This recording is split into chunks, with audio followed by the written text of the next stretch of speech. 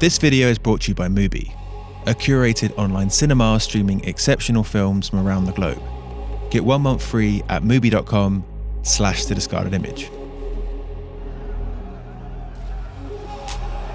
We're right in the middle of it, anxiously watching the Safdie brothers' blistering Uncut gems.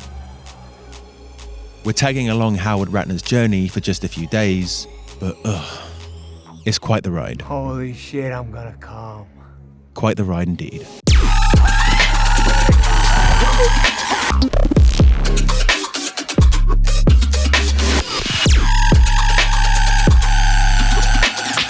Smells good. What is it, barbecue chicken? Let's stop and relax for a second. Okay, back to it. So, This is exhausting for the audience, so you can only imagine how his co-workers feel. What the fuck is going on, man?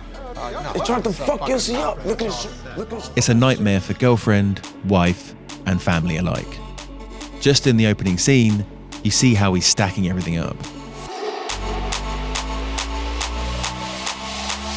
The circle just goes round and round and round, and now it's spinning out of control. There's a core dichotomy to the way he's portrayed. Sometimes he's captured from an observational, fly-on-the-wall remove, like we're eavesdropping on a man who is not facing up to his problems.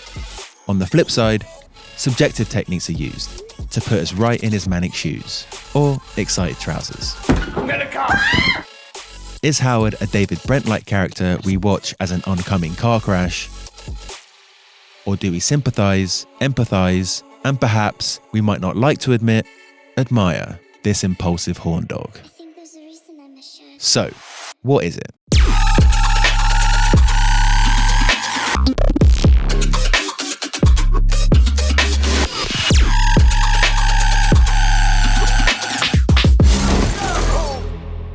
The bank robbers in Dog Day Afternoon and Butch Cassidy.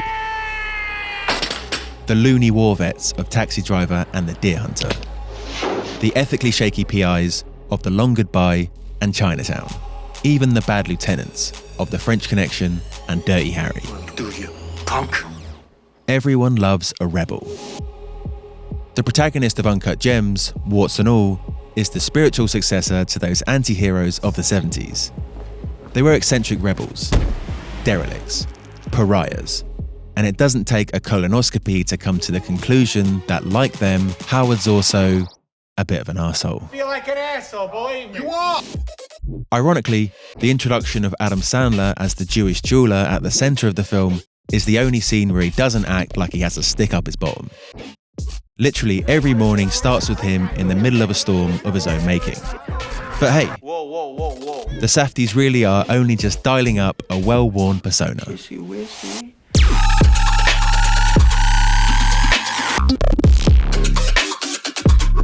You blew it! Here I come!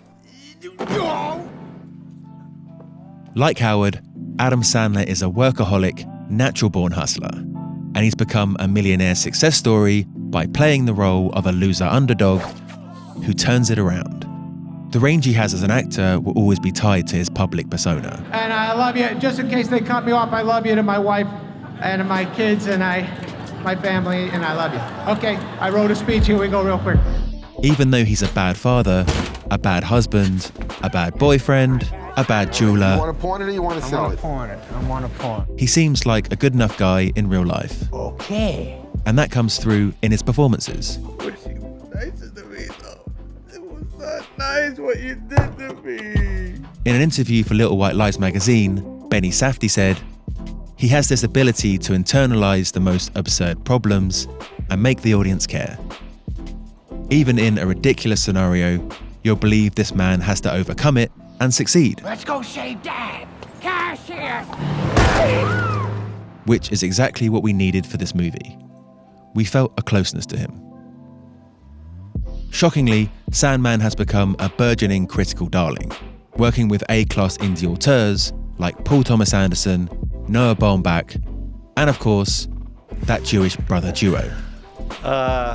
Wrong clip. Luís, roll the right one, please. Ah, you got it. Okay, great. Here we go. What an honor. Long distance road trip. Sandman, we wouldn't be here without you. When he won the Independent Spirit Award, his speech was a punk, rebel moment. Okay.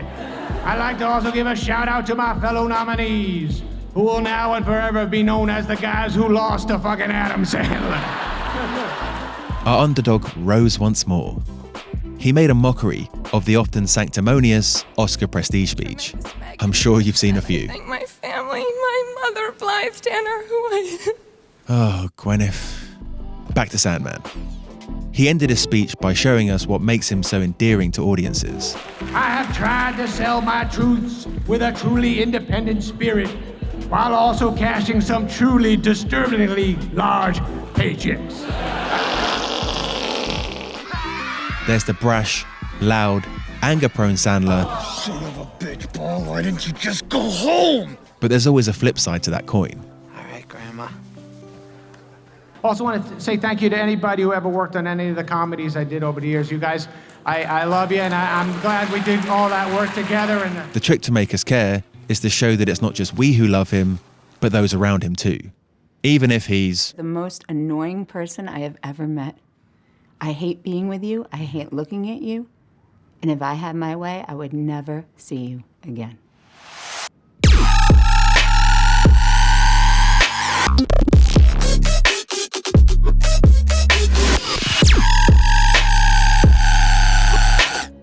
Howard is so hell-bent on what he wants, he doesn't think for a second what other people might These guys want. grabbed me, they dragged me over the counter, they ripped my shirt, they got me looking like a fool over here. Take this shirt. That's a Gucci shirt. It's $500. It's brand new. He thinks he can just throw money at the problem. He doesn't seem to get that if his employers are manhandled or his co-workers are unhappy, then his life would be more difficult than it needs to be. What are you doing? You're gonna kill the fish. get a glass! Get a glass! Come here. I got you guys. But even at his worst, we can't help but feel that he is loved. That goes a long way to make us love him too. So sad, I'm so fucked up. The only time he breaks down, his girlfriend cries with him. When his first bet is playing out, this little boy is proud of his dad. Even his arch nemesis basks in the glory of his triumphs. He's also hated. You're gorgeous. Oh, God. But when he begs his wife to try again, her well-earned loathing for him is still intertwined with love. At least that's how it feels. Oh, thanks.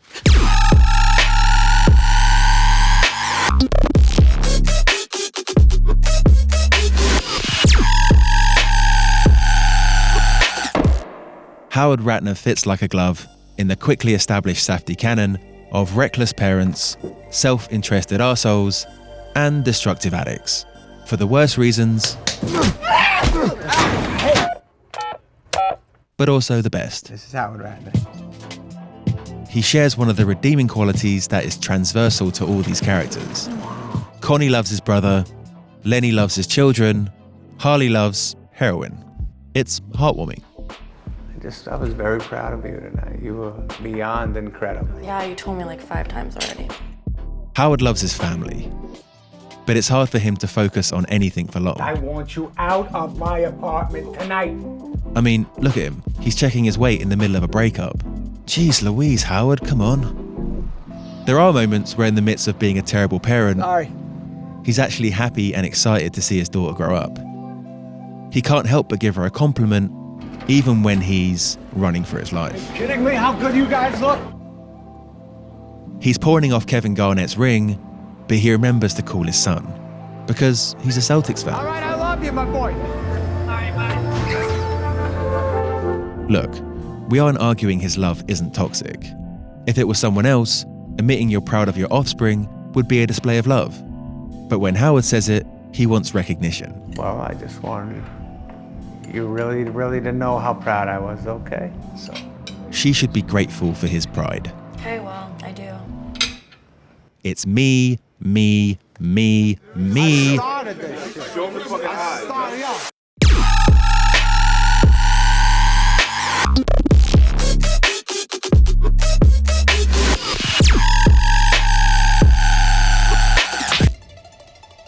There's an air of invincibility to Howard, one of his own making. In the Safdie's body of work, The characters display none of the self-doubt we've grown accustomed to by the New York Jews of Woody Allen's films, for example. Thank you. Not for 1 second does Connie think he'll get caught.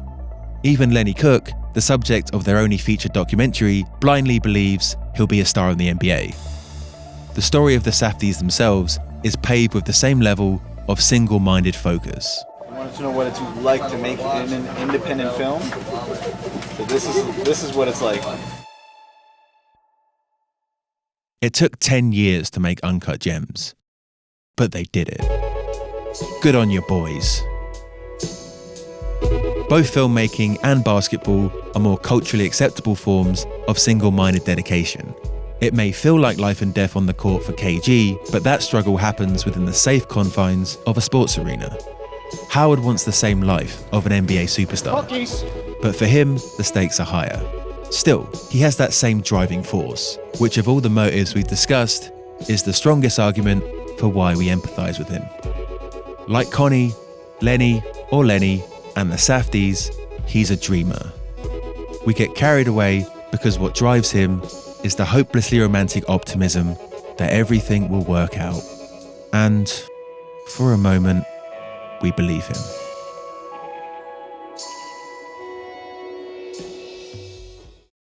If you're looking for the Adam Sandler classics, like the movies that garnered him 7 prestigious Razzie accolades, then this video sponsor Mubi is probably not the destination you had in mind. But if you're a fan of those indie auteurs we mentioned in the video, then you're in luck. In fact, some of the Safdie's older films, which I've had trouble locating, I've seen pop up on Mubi's platform. Like most independents, Josh and Benny got their start on the festival circuit. And as we speak, Mubi are celebrating the 70th edition of the Berlin International Film Festival, with a series that exclusively highlights films that played there in 2019. As a streaming platform, they love nothing more than shining a light on films and filmmakers you might not have a chance to see anywhere outside of attending the festivals yourself. So if you're interested in watching films like these, as well as uncut art house gems and all-time classics, then head over to mubi.com/thediscardedimage for your 30-day extended free trial.